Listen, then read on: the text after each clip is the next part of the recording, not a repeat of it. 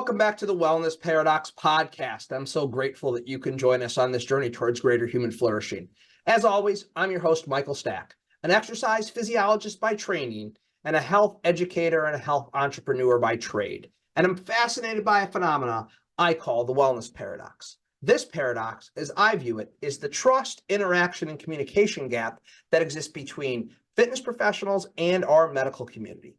This podcast is all about closing off that gap by disseminating the latest, most evidence-based, and most engaging information in the health sciences. And to do that in episode 124, we're joined by Dr. Melissa Novack.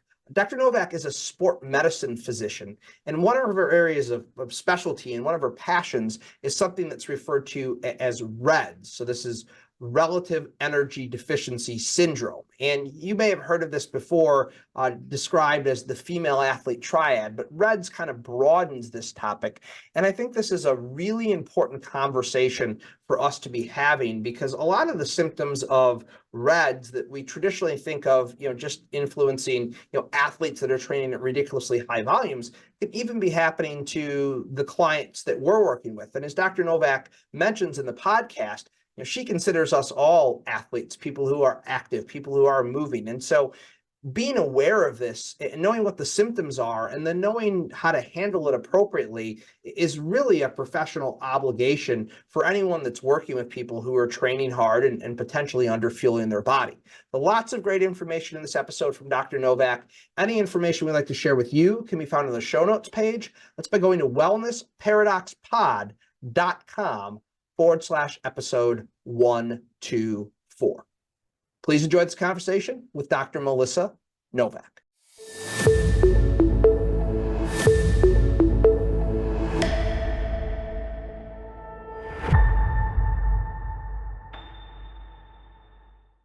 Today, we're delighted to be joined by Dr. Melissa Novack. Dr. Novack, thank you so much for joining us. Absolutely. So got to give a shout out again to Marianne Murphy from the Medical Fitness Association that made this connection. But I actually heard Dr. Novak speak about the topic we're going to talk about today last year at a Medical Fitness Association event on the West Coast. And I found the topic very, very fascinating then. And I think it's going to be a great conversation for our audience. But before we jump in and start talking about REDS, why don't you just give our audience a little bit of an idea of your background and provide some context for the discussion? Yeah, absolutely. So I am a sports medicine physician. So, which means I went to medical school. Then I went and did a family medicine residency as my core training. And then I went off and signed up for another year to do a sports medicine fellowship. And so I did my fellowship at the University of Utah, my residency at the University of Minnesota, and my medical school training at Midwestern University in Chicago. So I am sports medicine. I currently practice in Portland, Oregon at Oregon Health Science and University. That's our major academic center in Oregon. And I work as a team physician I work in the clinic, but then I also have a team physician gig that I do too for a Division I university in Portland, Portland State. And then I am our associate fellowship director, meaning I'm also in charge of the academia and the learning of our upcoming sports medicine physicians. So I do that as well, in addition to my day job of seeing patients on a day-to-day basis. Let's see, what else can I tell about? What else do you want to know? Well, I'm curious you kind of said it in your introduction that you did your first kind of your residency, and then you were kind of driven to do some additional education. I mean, we all know medical school, just in and of itself is not a short path. So what kind of drove you into the sport medicine space? And then probably the follow on to that is, what really got you interested in the topic that we're going to talk about today, REDS? Yeah, absolutely. So, how did I end up in sports medicine? I'm a really good advisor. That's how I ended up in sports medicine. And one day when he said, "We're getting you ready for a sports fellowship," and I was like, "What?" And he was like, "Well, here you are out volunteering at these endurance races. I would sign up to to work at a triathlon or a marathon or something, or or was that working in the training room with the athletes at in the high school, or I had this interest in exercise and pregnancy, and so I was like, gosh, if you're pregnant, like, what do you need to do for exercise? And this is 15 years ago, when we were still like, well, oh my gosh, do what you did before, which we know is not true, and then he was like, well, aren't you going to do a sports fellowship? And I kind of sat and I was like, well, but I just do those things for fun. And he's like, well, wouldn't that be a good career? Something that was fun. Yeah. And probably some of the best advice that I've received from my academic advisors throughout the years ever. So yeah, I took that leap and I jumped into sports medicine.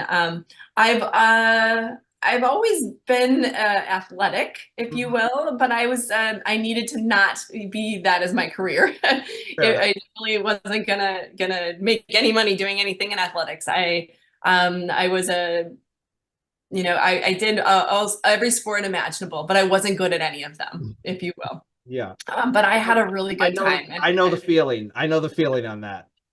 Right?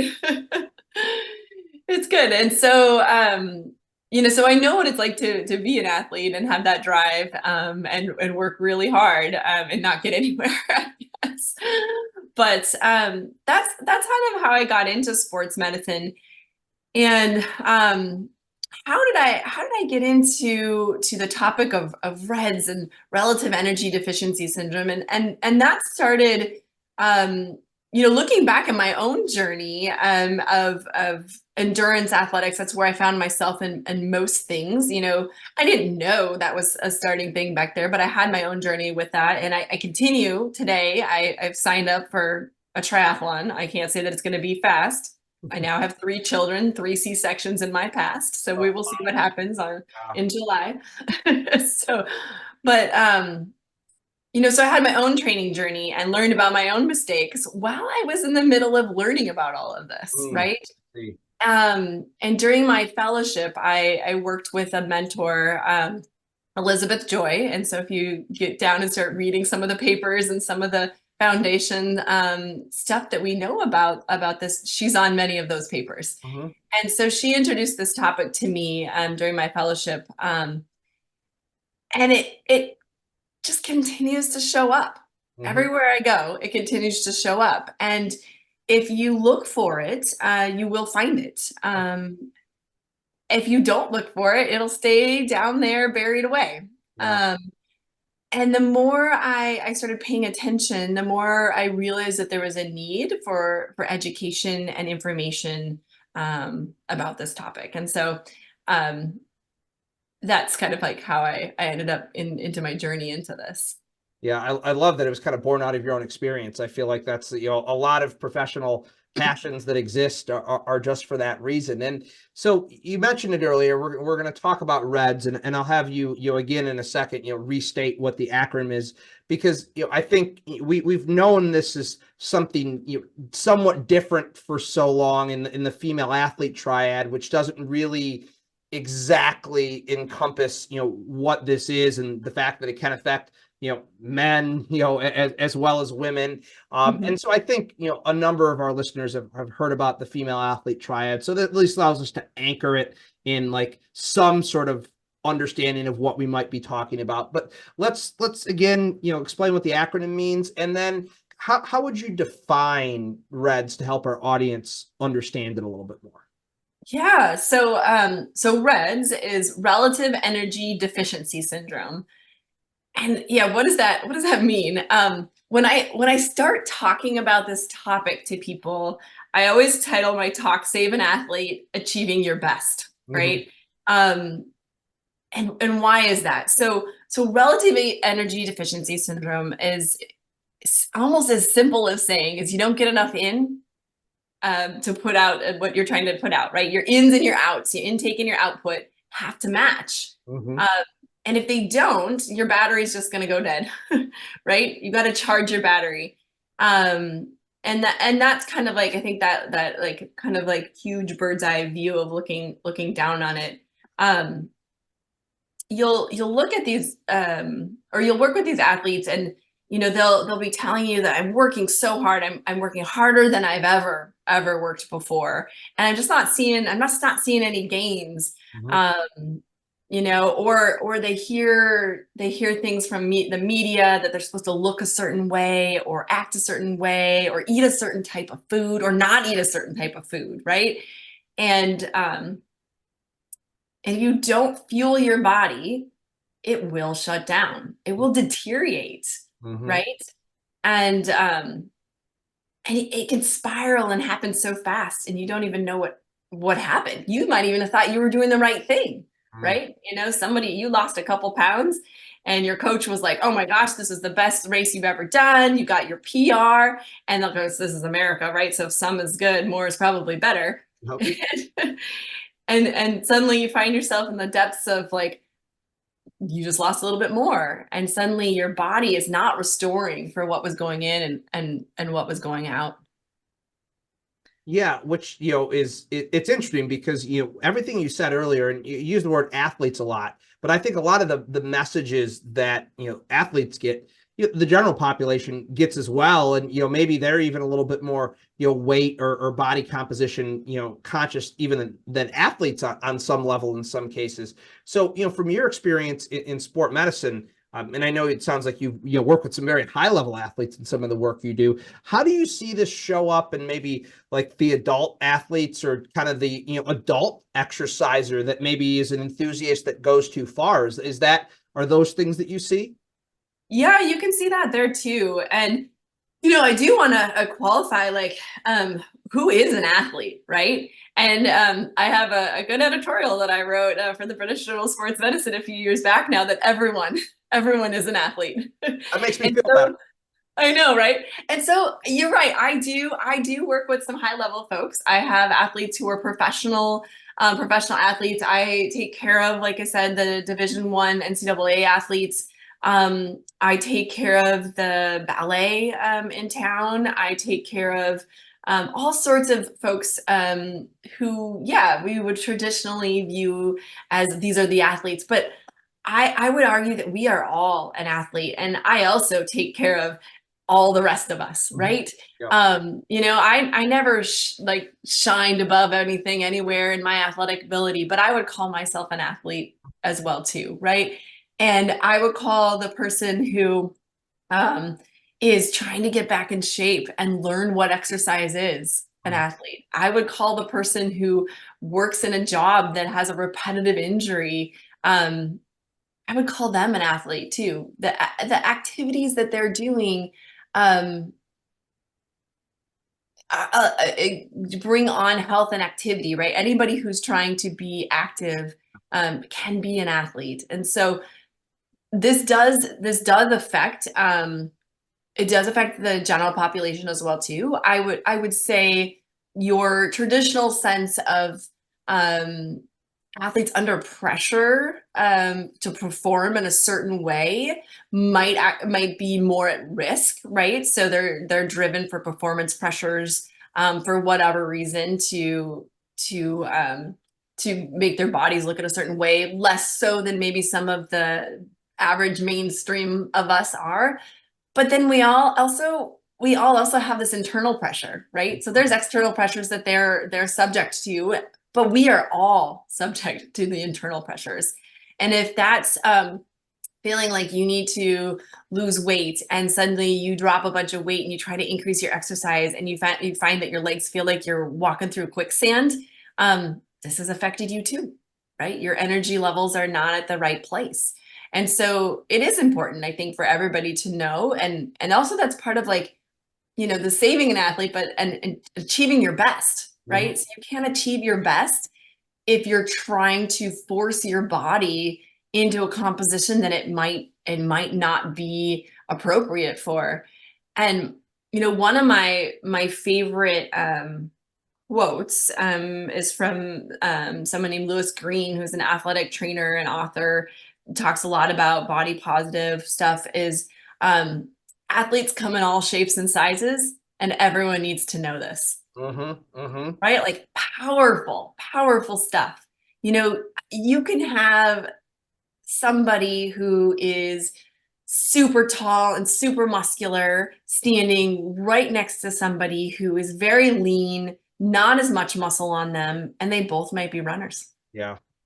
You know, the media tells us, gosh, you should all look like this person, but they're not always right. You know, and if you try to force yourself into a position that you are not, you're going to hurt yourself, you know.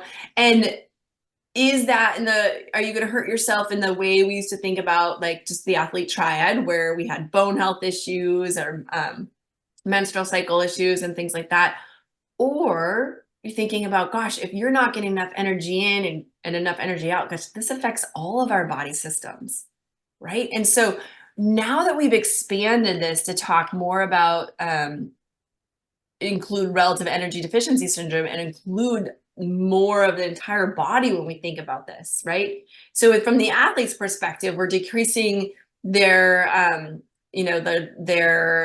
like training responses. We're decreasing your recovery time. So if you're not fueled properly, and you're not going to recover as quickly as you would if you were fueled properly, it affects your cognition and performance skills. It can decrease motivation. It can decrease your muscle strength. It can decrease your endurance performance and decrease power. And that's sort of like when you look at it affecting the athlete and how they're thinking about it. Those of us in medicine think about it, oh, the wheel gets bigger if you start looking at that, right? And so you can impair your reproductive function. You can get impaired bone health. And so people start getting stress fractures and other bone injuries that can happen. The GI system gets all messed up. It turns out, like, you don't get enough food in and your body's hormones start thinking, I don't need food. My hunger cues are all off. And so now, people are talking about, oh, I'm doing intuitive eating and eating when I feel like I'm hungry. If you've been starving yourself, your body's not cueing you correctly.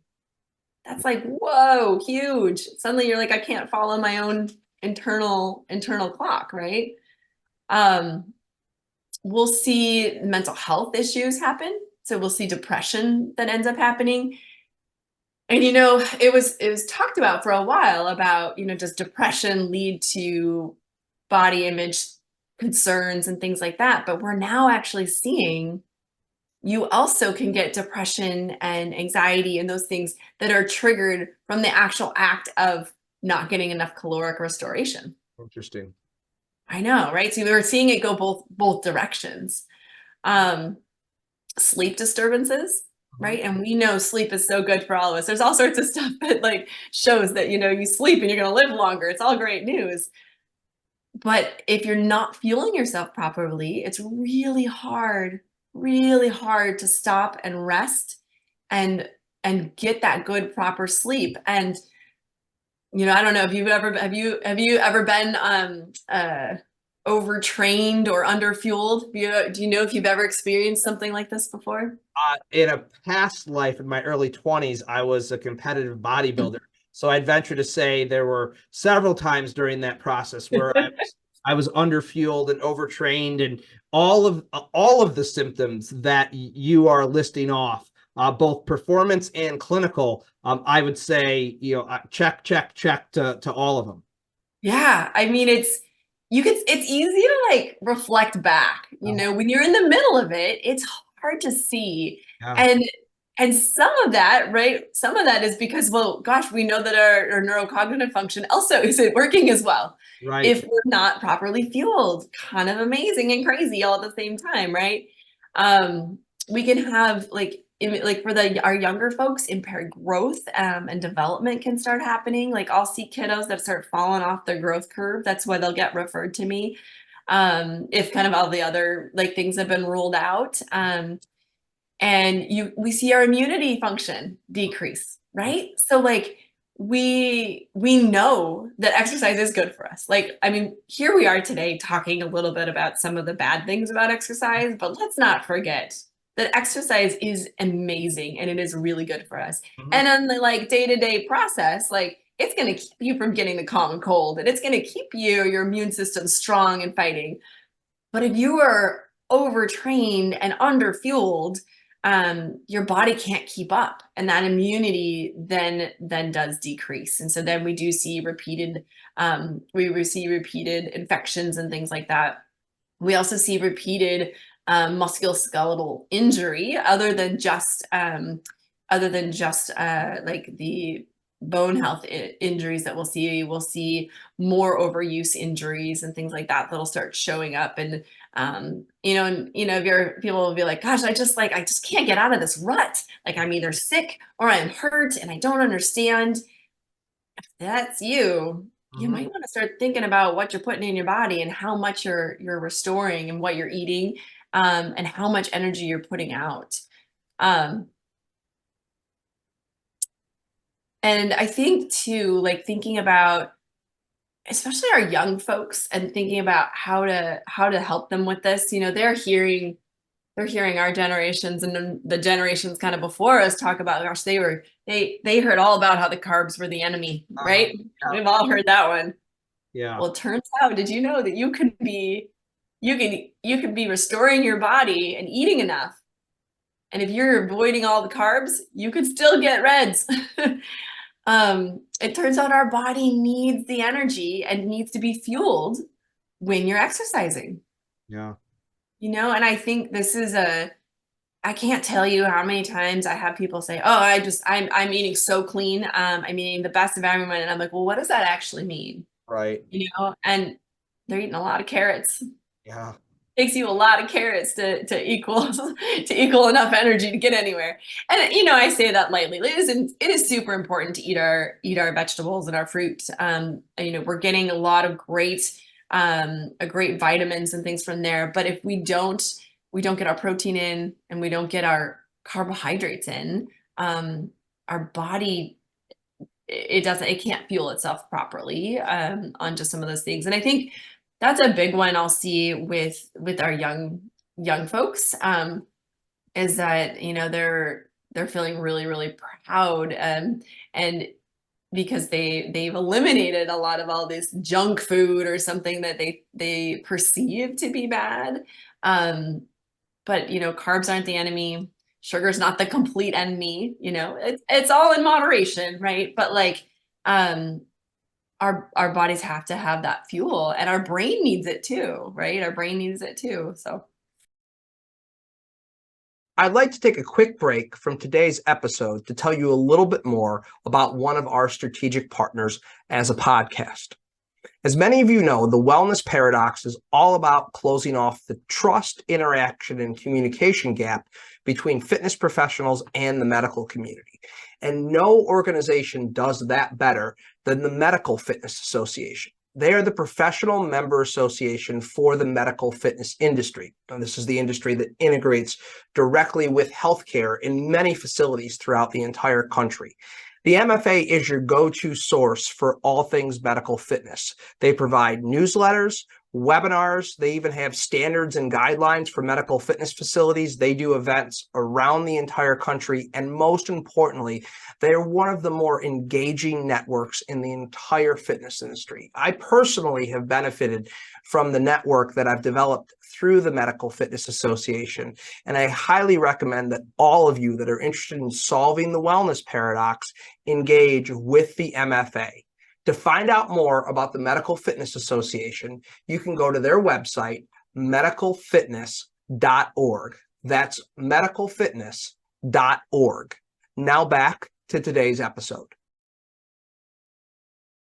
So I'm curious. I mean, you talked about one thing that you said earlier, which I think is so spot on, and I would love to be able to link to that article on We're All Athletes, because I think that is a really, really good point.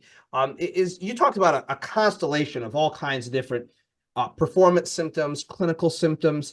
For the frontline exercise professional that's listening to this podcast, is there a way for you to maybe consolidate a lot of what you said into maybe some hallmark things that they could be seeing in the athletes that they're working with, or the people that they're working with, that says, hey, this is a bit of a red flag. We better take a little closer look at this.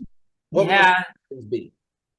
Yeah, there are a few things that like to kind of like how do you kind of red flags, spot the signs, like, like a couple things that people might tell you. So it kind of can break it down into categories. So one, like that we talked a little bit about already, is the immunity and injury, right? So stubborn, recurring illnesses, colds, infections, things like that. That's a big red flag.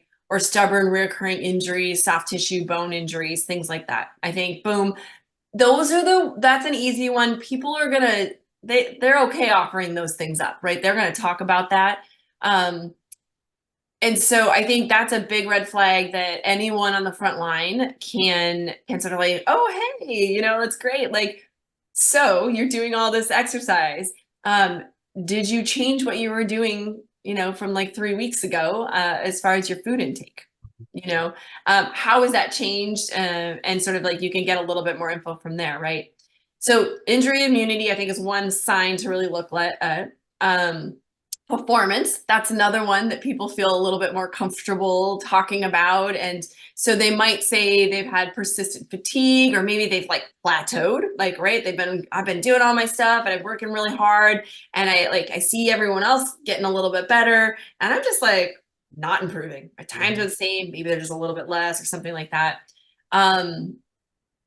Maybe a little bit like more difficulty concentrating or coordinating some of their their sporting stuff and exercise stuff. So those, I think, are kind of like the two categories that are, you're going to maybe start probing if those things are there. Other ones that are a little bit harder to get at, that are important to know how to get at, are a mood, right? So somebody's been a little bit more irritable. Maybe they're telling you they're down and a little bit more depressed than normal, or a little bit more anxious. So those are things when you think about that that category. And then there's some hormonal things as well too. So not to forget the athlete triad, because that was also really important. It's part of this whole cycle as well too. And so if somebody is missing their periods, that is not normal. And it is still getting told to people. Gosh, I had a kid the other day who had said, their coach said, if you're having your period, you're not working hard enough. I mean, like, mind blown here. Like, this is just like awful, awful stuff. Your period is a sign that your body is fueling appropriately, right? Like, gonna take that away if you don't have enough energy, because why would you have a baby if you don't have enough energy for your own body so missing periods or abnormal ones, and then when we're thinking about the men, it's loss of erections. So morning erections less than 3 times a week is helping us know that now, like, gosh, are we overtrained or something like that, or overexerting ourselves, not getting enough fuel in? That is a sign. So we got the periods on the women's side, and the erections on the male side. So we do have some like physiologic signs from the hormonal stuff that we can ask about. Low sex drive in general for both men and women, that can be a sign as well too, in that hormonal category as well. And these are things that they're on the radio all the time, like, oh, hey, you have this and you have this, and I think it's important to put this all together, right? So now you're looking at somebody who's exercising a lot, they're maybe not fueling a lot, and you're like, oh, wow, and I have these hormonal signs. That is where you can sort of like start thinking about some of that kind of stuff. The other things, the poor sleep patterns, insomnia, that sort of seems to have come from nowhere, that can be in that category too. And then kind of the last sort of spot the signs, sort of think about things, is the mindset. So, if you're noticing that somebody has like major groups of food that they're just like avoiding. Yeah. And are they eating gluten? Are they avoiding all dairy? Are they avoiding gluten and dairy and whatever else, are they avoiding carbs? Preoccupation with food, reluctance to rest, like really worried about their body weight or composition. I typically will ask people, when I'm talking to them, there's a couple ways to look at this eating. It's either eating disorder or is it disordered eating, right? And eating disorder is more of that mental health is involved in this as well too. And perhaps we get anxious when thinking about adding that food back in. versus disordered eating, where it's like, gosh, you're supposed to be in school and you don't have time to eat dinner because you're going to go to see this movie. And gosh, you had breakfast in the car too because you decided to do this extra like basketball thing in the morning as well. But suddenly you found that you ate all three of your meals on the go. You didn't really have any snacks of the day, and you weren't trying not to eat. Right. You just didn't take time to do it, you Right. know? And so that's a little bit different. So that we call disordered eating versus eating disorder. And that's probably the thing the most. And so I think what's really important for you asking about, how do people spot these signs is because the biggest thing that we can do is provide education. Mm, perfect. Yeah, and this is where I was hoping you would take it is, so if we are spotting these signs, what can the exercise professional do? Certainly, we want to operate within our scope of practice. You are not a sport medicine physician. We're not a registered dietitian. You are not a mental health professional. So, what as exercise professionals, should we be doing when we think some of these things are manifesting themselves in someone we're working with? Yeah, no, that's a great thing. And so I think the first and foremost is education and starting to, when you start hearing of people talk about these different things and kind of probe into it, I think it's a very important thing to and okay to be able to talk about like, gosh, I know energy in and energy out has to be balanced. Mm-hmm. And when it's unbalanced, some of the things you're talking about, um, that tends to happen, right? And so it just even getting that in there, right? And you don't have to be a dietitian necessarily to know that we should probably all eat 3 meals a day and a couple snacks if we're exercising, Right. and I think those are fair things to say. And if they're having some of the hormonal things or mood disturbances, like I think it's okay to normalize those things in a way that encouraging them to follow up with a healthcare professional who can address those things. Some of this is tough. I spend a lot of time educating healthcare professionals. That's one of the areas of which is what brought us to meet, actually. Yeah.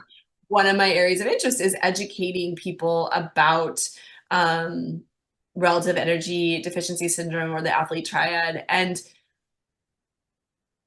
because there's a lot of times this happens probably more in our young girls is they go in and they're like, hey, I'm not having my period yet, and they're like, well, you're not 16 yet, like you have a little extra time, and you do, but like trying to figure out what are they doing with the time right now, right? Are they exercising 2 day practices and not eating dinner with families? Like, is there education that can happen there? I think is really important. And